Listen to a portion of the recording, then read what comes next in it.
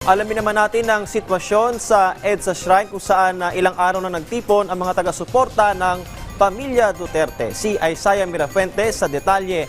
Live, Isaiah.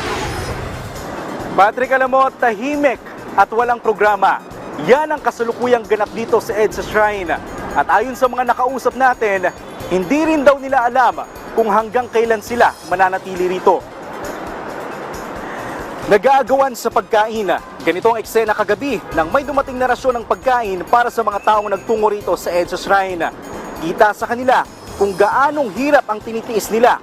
Ayon sa mga nakausap ko kanina, 3 araw na raw silang nananatili rito sa EDSA Shrine. Tuwing umaga, kailangan nilang tumayo para magsagawa ng programa.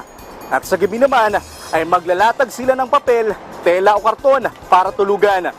Karamihan sa kanila walang ideya kung hanggang kailan sila rito. May ilan pang ang paslit na bata na tila walang ideya at naisama lang ng kanilang mga magulang. May isang grupo rin tayong nakausap. Galing daw silang Baseco sa Tondo, Maynila.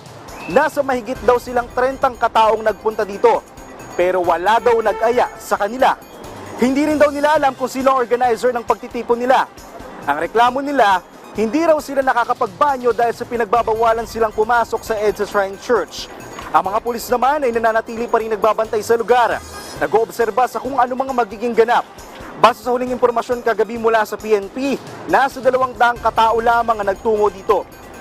Alam mo Patrick, nagtanong-tanong ako dito sa mga taong nagtungo rito sa EDSA Shrine at ayon sa kanila, wala rin daw silang ideya sa kung ano mang magiging ganap ngayong araw na ito. At maliban nga sa mga taong nasa likod ko na nagtipon-tipon dito, maliban sa mga pulis at sa mga media, mga vloggers ang karamihan na makikita dito sa lugar. At yan muna ang latest mula dito sa EDSA Shrine. Balik muna sa iyo, Patrick. Maraming salamat, Isaiah Mirafuentes.